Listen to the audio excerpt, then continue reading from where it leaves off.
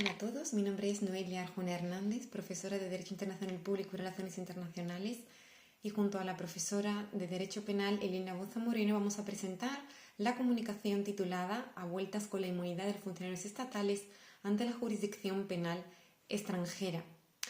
A la pregunta de si un Estado puede juzgar, por ejemplo, al presidente, al ministro o a un alto funcionario de otro Estado, a primera vista la respuesta parece un no rotundo por el principio de soberanía. Pero, ¿qué ocurre cuando las acusaciones son de crímenes de guerra o de lesa humanidad? Ahí es donde todo se complica. Y bueno, para navegar en esta tensión nos vamos a sumergir en el epicentro del debate a través de esta comunicación, tomando como punto de partida el proyecto de la Comisión de Derecho Internacional de la ONU sobre la inmunidad. Un texto que lleva años gestándose y que está ya a punto de entrar en su fase final. Así que la misión, a través de esta comunicación, es entender qué está realmente en juego, desgranando los documentos que tenemos sobre la mesa. Es que este no es solo un debate académico en abstracto, no, es una cuestión que salta a los titulares constantemente. Todo el mundo recordará el caso Pinochet en los 90. Fue la primera vez que se rompió ese tabú de que un ex jefe de Estado era intocable. Pero es que hoy la controversia es mucho más intensa.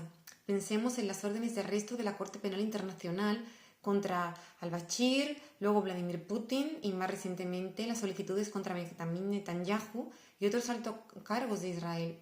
Cada caso reaviva el mismo dilema y expone una realidad bastante incómoda. ¿Cuál? Que la respuesta de la comunidad internacional a menudo parece depender de quién es el acusado. Y esos dobles raseros son precisamente lo que amenaza la legitimidad de todo el sistema de justicia global. Precisamente por eso queremos ir más allá del titular. En esta comunicación nos vamos a centrar en los dos puntos más conflictivos de este proyecto de la ONU, que son el artículo 10 y el 7 fundamentalmente. Primero, ese artículo 10, que parece casi administrativo, sobre la obligación de avisar a un Estado antes de investigar a uno de sus funcionarios, pero con unas implicaciones enormes. Y después, el verdadero corazón del debate, el artículo 7, la pregunta del millón. ¿Hay crímenes tan graves que anulan por completo la inmunidad? Para ello, será interesante contrastar, como ven este problema, dos tribunales que a veces parecen vivir en entramados distintos: la Corte Internacional de Justicia y la Corte Penal Internacional. Veremos también cómo la actuación de los propios países, como Sudáfrica, pueden estar marcando el camino a seguir. Vamos a empezar con el artículo 10. A primera vista parece una norma de cortesía diplomática. Obliga a un Estado a notificar a otro antes de iniciar un proceso penal contra uno de sus funcionarios. Pero la primera reacción al leerlo es de perplejidad. ¿Por qué hay que avisar a alguien a quien estás investigando por crímenes internacionales? Parece una invitación a que se fugue o que destruya pruebas. ¿Qué lógica hay detrás? Esa es exactamente la crítica que le ha llovido a la Comisión de Derecho Internacional. La lógica que defienden sus proponentes es proteger la soberanía, las relaciones internacionales, dar una oportunidad de actuar primero, quizá. Eso es dar al Estado del funcionario la oportunidad de actuar o de resolverlo por vías diplomáticas. Sin embargo, la objeción es demoledora. Me imagino estados como nos imaginamos, países como Estados Unidos, Países Bajos, el Reino Unido, que han sido clarísimos en sus observaciones a la Comisión de Derecho Internacional. Una notificación previa sabotearía la eficacia de cualquier investigación penal seria. Lo fascinante aquí es que el derecho internacional ya tiene normas sobre notificación, pero funcionan justo al revés. Nos referimos a que en multitud de tratados consulares y de cooperación judicial la obligación de notificar al estado de origen de una persona surge después de su detención para garantizar la asistencia consular. Lo que propone el artículo 10 es darle la vuelta por completo. Convierte una garantía procesal del detenido en un privilegio para el Estado del posible investigado, creando un escudo previo. Un escudo que en la práctica podría convertirse en un salvoconducto para la impunidad. Es una propuesta que carece de precedentes sólidos y que muchos ven como un paso atrás. Es una protección que suena bien en la teoría diplomática, pero que en la práctica parece dinamitar el objetivo de la justicia. Dejamos de lado el procedimiento y vayamos al fondo de la cuestión, que es donde está la verdadera bomba filosófica de este proyecto, el artículo 7, el gran debate. Aquí ya no estamos hablando de cuándo notificar, sino de si un funcionario puede simple y llanamente ser procesado. El artículo 7 aborda la inmunidad ratio materiae o inmunidad funcional, la que protege por los actos realizados en el ejercicio del cargo. Históricamente, esta era casi absoluta. Lo que propone el artículo 7 es una revolución, una lista de crímenes, genocidio, crímenes de lesa humanidad, crímenes de guerra, tortura, desaparición forzada, para los cuales esa inmunidad simplemente no existiría ante los tribunales de otro Estado. Y aquí es donde se desata la gran batalla doctrinal, porque si no nos equivocamos, el debate es si este artículo se limita a poner por escrito una norma que ya existe o si en realidad se la está inventando. Esa es la distinción entre el lex lata, el derecho que es, y la lex ferenda, el derecho que debería ser. Y hay estados que se oponen frontalmente.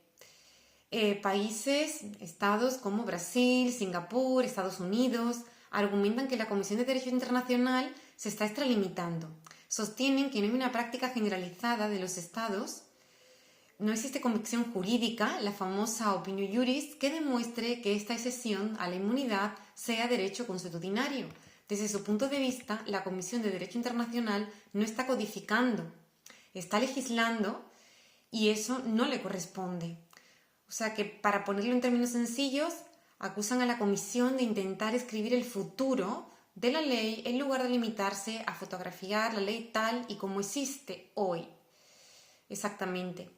¿Y qué responden los defensores de este artículo? Responden con el arma más potente del arsenal del derecho internacional público, el concepto de ius cogens, normas imperativas. Argumentan que crímenes como el genocidio o la tortura violan normas que están por encima de la voluntad de los estados y que no admiten acuerdo en contrario.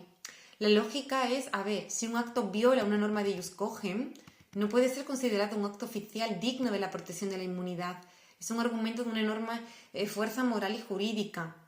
Busca establecer una jerarquía, entonces, una jerarquía de normas en la que la previsión de las atrocidades pese más que la soberanía estatal. Claro, cuando hablamos de ius cogens nos referimos a una especie de superregla del derecho internacional de la que ningún Estado puede desentenderse. Son como las líneas rojas absolutas. Es una excelente analogía. Son precisamente esto, los pilares fundamentales del ordenamiento jurídico internacional. La prohibición del genocidio, la esclavitud, la tortura, principios inderogables.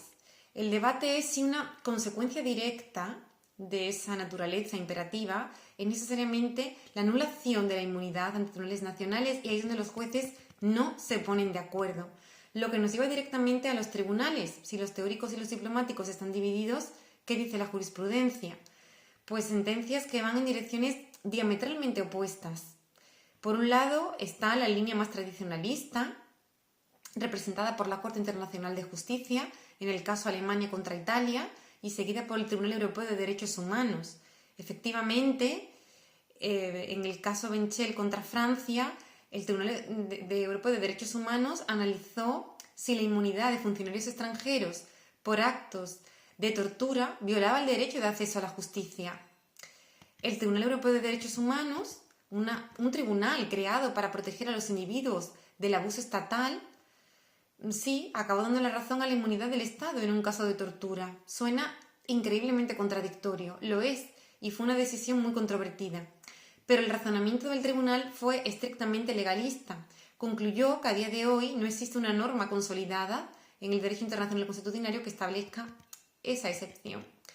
O sea que no hay costumbre internacional que lo avale, eso argumentaron. Por tanto, para el Tribunal Europeo de Derechos Humanos, el artículo 7 que propone la Comisión de Derecho Internacional es, a día de hoy, lex ferenda. Un deseo de futuro, pero no lex lata, una realidad jurídica. Es una conclusión demoledora para las víctimas, desde luego, y para los defensores de un enfoque más progresista. Vaya, es un jarro de agua fría, pero había sentencias en la dirección opuesta. Aquí es donde entra en escena la Corte Penal Internacional. Aquí es donde el panorama cambia por completo. La Corte Penal Internacional opera bajo una lógica radicalmente distinta establecida en su propio tratado, el Estatuto de Roma, el famoso artículo 27. Su artículo 27 es inequívoco. El cargo oficial de una persona, sea jefe de Estado, ministro o general, es irrelevante a efectos de su responsabilidad penal ante la Corte.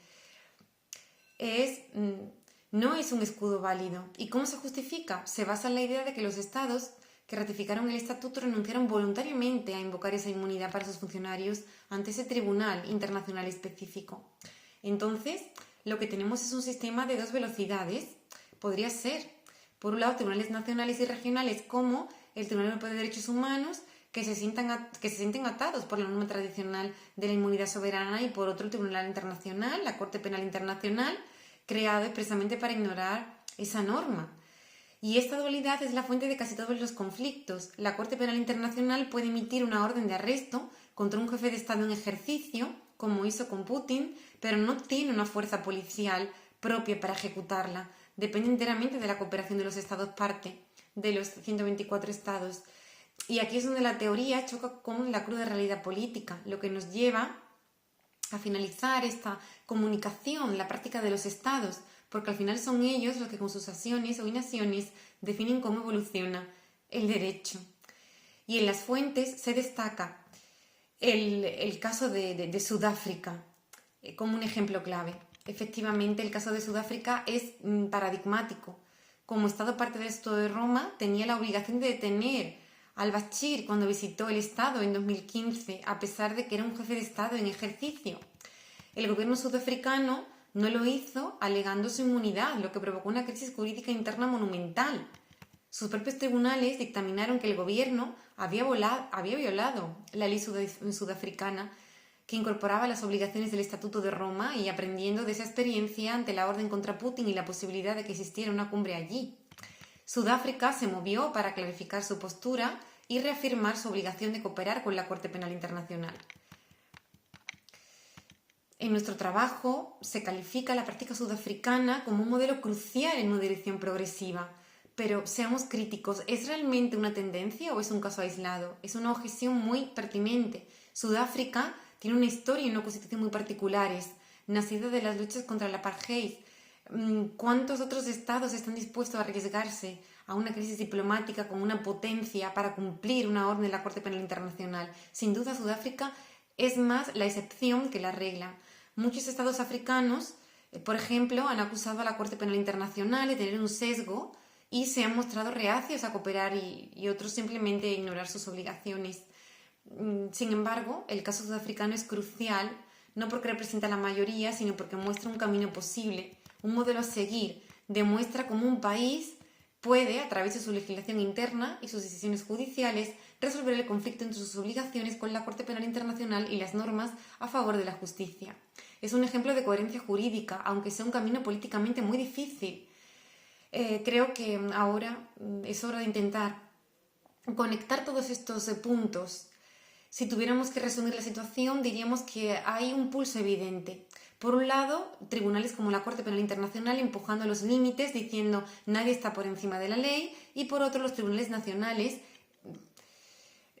incluso esos tribunales anclados a la soberanía, diciendo tenemos las manos atadas.